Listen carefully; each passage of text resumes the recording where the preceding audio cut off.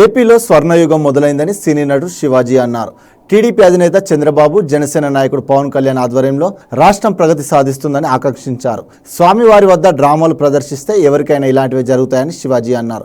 శుక్రవారం వీఐపీ విరామ దర్శన సమయంలో తిరుమల శ్రీవారిని శివాజీ దర్శించుకున్నారు. అనంతరం మీడియాతో మాట్లాడారు. స్వామిని చూస్తే కళకళలాడుతూ ఉన్నాడు. అంతకుముందు చూస్తే కొంచెం తేడాగా ఉన్నాడు. ఇప్పుడు బాగుంది, అంతా బాగుంది. వేస్ట్ మాటలు, వేస్ట్ ముచ్చట్లు చేయొద్దు.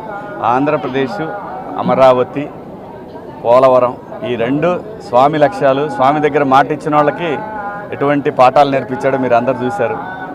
సో ఆంధ్రప్రదేశ్ బాగుండాలి, బాగుంటుంది. చంద్రబాబు నాయుడు గారి ఆధ్వర్యంలో, పవన్ కళ్యాణ్ గారు, అలాగే బీజేపీ ఈ కూటమి ఆధ్వర్యంలో ఆంధ్రప్రదేశ్ అద్భుతమైన ప్రగతి సాధిస్తుంది. అనుమానమే లేదు.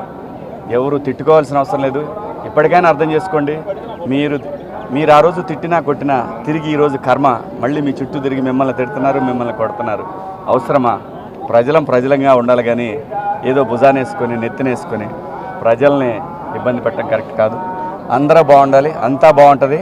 ఆంధ్రప్రదేశ్కి స్వర్ణయుగం మొదలైంది. ఇది చూసుకోండి. ఇది స్వామి నిర్ణయం. ఇది స్వామి దగ్గర డ్రామాలు దొబ్బితే ఎవరికైనా ఇదే శిక్ష. Thank you. మీ అందరికి కూడా